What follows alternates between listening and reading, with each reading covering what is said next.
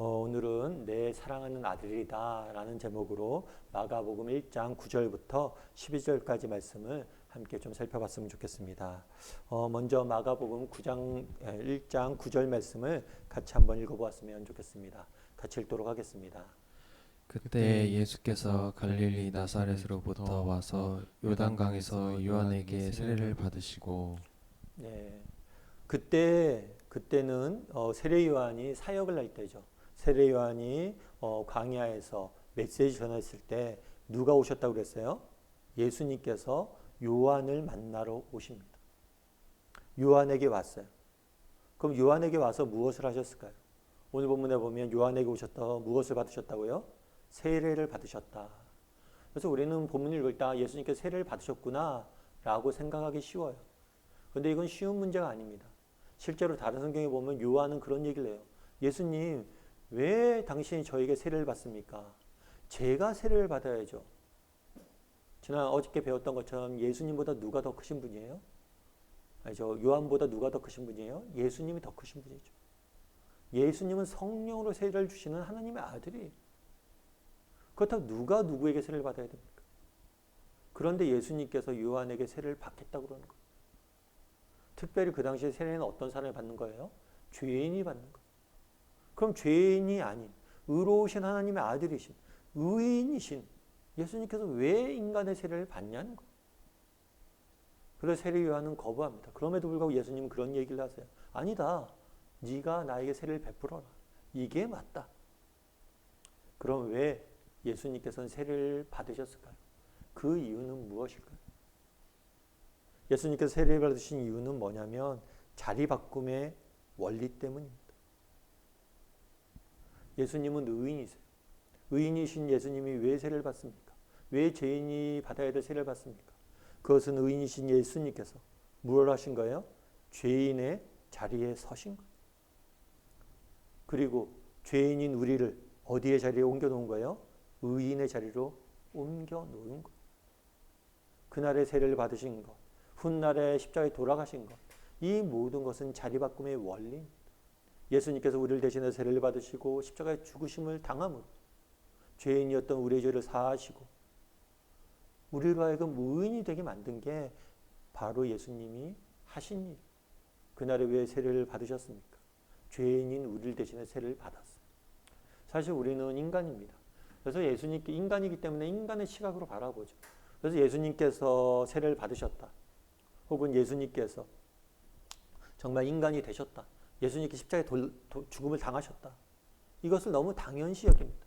왜냐하면 우리가 인간이고 우리는 늘 죽는 존재이고 우리는 늘 그런 존재이기 때문에 누가 인간처럼 됐다면 아무런 감동이 없어요. 하지만 이건 결코 쉬운 일이 아니에요. 하나님의 아들은 죽음을 맛보지 않으신 분이에요. 죽음을 늘 경험하고 죽음을 맛보고 살아가는 인간에게는 죽는다는 건 당연하지만 그분에겐 당연한 일이 아니에요. 제가 최근 어떤 드라마를 보는데 그 드라마에 그런 얘기가 있더라고요. 남편이 간 이식 수술을 받아야 돼요. 그런데 이 간 이식 수술 공여자들이 많지가 않습니다. 어찌하다 보니까 아내가 검사를 받아야 돼요. 어떤 검사를 받느냐면 간 이식에 적합한지 아닌지. 그런데 그 드라마상에서 그 아내는 의사를 찾아갑니다. 의사를 찾아가서 그런 얘기를 해요. 의사 선생님, 한 가지 부탁이 있습니다. 혹시라도 제 간이 이식하기에 적합하다고 나오는 결과가 나온다 할지라도 부적합하다고 얘기해 주세요. 내가 부득이하게 검사는 받지만 부적합하다고 해주세요. 내가 줄 수 없다는 거죠. 드라마상 이야기이긴 하지만 사랑하는 남편에게 간 이식 수술을 해주는 것도 쉽지가 않아요. 하물며 자기와 무관한 죄인들을 위해서 원수를 위해서 십자가를 지시고 세례를 대신 받으신다? 쉬운 일이 아닙니다. 우리가 어떤 사랑을 받았는지 얼마나 놀라운 사랑을 받았는지 기억해야 돼요. 이렇게 세례를 받으실 때 그런데 어떤 현상이 있었냐면 놀라운 현상이 있었죠. 우리 10절과 11절 말씀 같이 한번 읽어볼까요? 같이 읽도록 하겠습니다.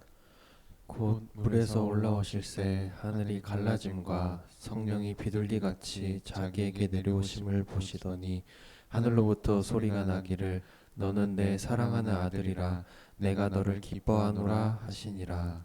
예, 오늘 장면은 재미있죠. 예수님이 물에서 올라오십니다. 하나님의 아들이신 예수님은 물에서 올라오세요. 그런데 하늘에서 하늘이 갈라지고 뭐가 임했다고요?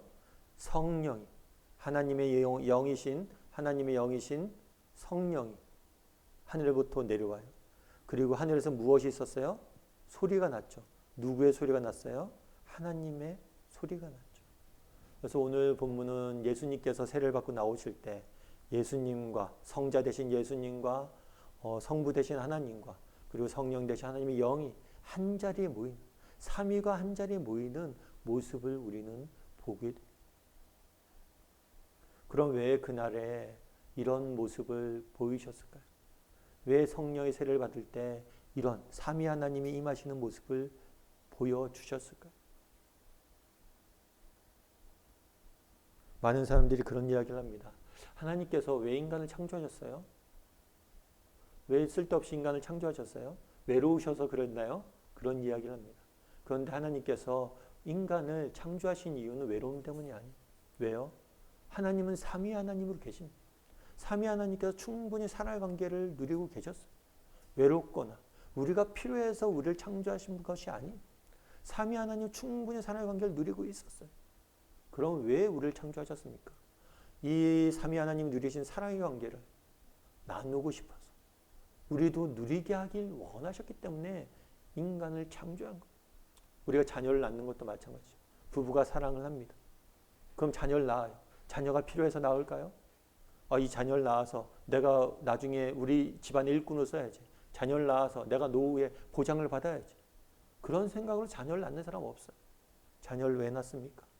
정말 부부가 서로가 충분히 사랑하지만 그 사랑의 열매로 또 사랑할 대상을 낳고 함께 사랑을 누리길 원해서 낳는 거예요.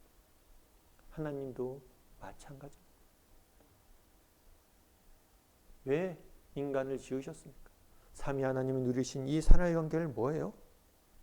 누리길 원하셔서 낳은 거예요.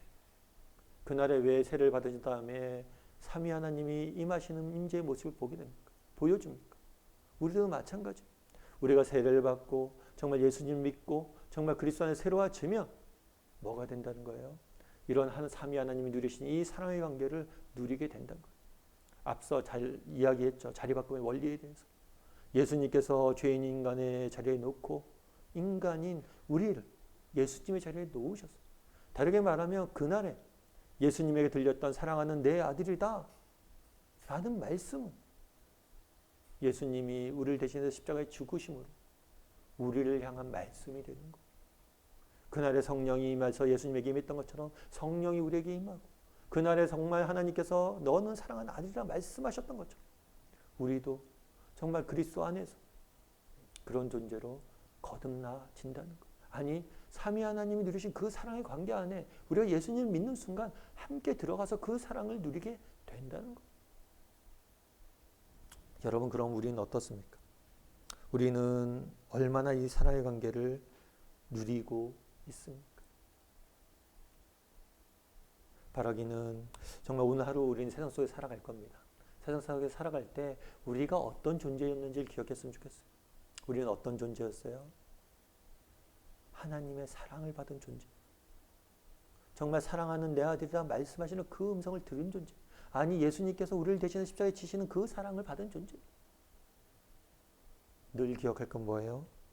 우리가 얼마나 큰 사랑을 받은 존재인지를 기억했으면 좋겠어요. 누군가 여러분에게 이런 질문을 할 수 있겠죠. 승원 씨는 어떤 사람이에요? 누구예요? 그랬을 때 여러분이 답할 수 있겠죠. 여러분이 갖고 있는 개성을 가지고 답할 수도 있고 여러분이 나온 학교를 가지고 답할 수도 있고 여러분이 다니는 직업을 가지고 답할 수 있고 여러분이 가정에서 위치는 역할을 가지고 답할 수도 있을 겁니다. 그런데 정말 우리가 누군가 우리에게 물었을 때 당신은 누굽니까? 물었을 때 우리가 답해야 될 답은 뭐예요? 우리는 사랑받는 하나님의 아들입니다. 이것이 우리의 답변이 돼야 돼요. 이것이 우리의 정체성이 돼요. 세상을 살다 보면 힘듭니다. 왜 힘들까요? 사실 그래요. 하루 종일 지나면 밤에 지치죠. 지치는 이유가 뭡니까? 지치는 이유가 뭐예요? 육신이 힘들어서 지칩니까? 물론 그런 것도 있죠. 근데 우리가 정말 지치는 이유는 뭐예요? 요즘 젊은 사람들이 그런 얘기 많이 하죠. 자존심에 스크래치 입었다. 세상을 살면서 우리가 지치는 이유는 뭐냐면 우리가 누구인지를 잊게 만들기 때문에, 우리가 얼마나 존귀한 존재이고 우리가 어떤 사랑을 받은 존재인지 잊게 만들기 때문에, 내가 얼마나 가치 있는 존재인지를 잊게 만들기 때문에. 이것도 못해? 야, 그것도 몰라? 고작 그거야? 세상은 끊임없이 우리가 누구인지를 잊게 만들어. 근데 우리가 기억해야 될 것은 무엇입니까? 우리는 누구예요? 하나님의 사랑받는 자녀라는 거예요. 예전에 어떤 책에서 읽은 적이 있습니다. 티나라는 여인에 대한 이야기인데, 이 여인은 미국 시애틀에 있던 여인이에요. 그런데 어느 날 직장생활 열심히 하고 열심히 사는 그런 사람이었어요. 그런데 어느 날 뇌종양 판정을 받습니다. 그래서 수술을 해야만 했어요. 2주 만에 수술 받고. 그런데 쉽지가 않아요. 회복이 잘 되지 않아요. 계속해서 두통이 따라다니고 너무나 힘든 삶을 살게 된 거예요. 어느 날 갑자기. 그런데 하루는 교회에 나와서 예배를 드리는데 하나님이 주시는 음성을 들었대요. 그 음성은 무엇이었냐면 내가 환자라는 정체성을 가지고 살고 있다는 걸 깨닫게 된 거예요. 늘 뇌종양에 걸렸으니까 그 뇌종양 환자라는 생각을 갖고 계속 살고 있었는데 예배를 드리면서 그런 생각이 들었대요. 마음속에. 너는 뇌종양 환자가 아니라 나의 사랑받는 딸이다. 그 생각이 들면서 자유함을 느꼈어요. 우리도 마찬가지. 정말 우리는 어떻습니까? 우리는 우리 자신을 무엇이라고 생각하고 누구라고 생각하며 살아가고 있습니까? 그날에 예수님께서 세례를 받을 때 삼위 하나님이 한 자리에 임해서 내 사랑받는 아들이다 이야기하는 모습을 보게 됩니다. 그 사랑의 관계로 우리를 초대하고 계세요. 바라기는 이 사랑의 관계를 누릴 수 있었으면 좋겠습니다. 오늘 하루 살면서 정말 나는 하나님의 사랑받는 아들이다, 딸이다. 이것들 기억했으면 좋겠습니다. 그리고 오늘 하루 종일 살 때도 마찬가지. 힘들 때마다 지칠 때마다 내가 누구지? 그래, 난 하나님의 아들이야, 딸이야. 내가 얼마나 큰 사랑을 받았는데. 이렇게 기억하며 살아가는 오늘 하루가 되기를. 그리고 정말 오늘 하루 종일 내가 누구인지, 내가 어떤 존재인지, 내가 얼마나 큰 사랑받은 존재인지를 기억하고 되새길 줄 아는 오늘 하루가 되기를 주님의 이름으로 소원합니다.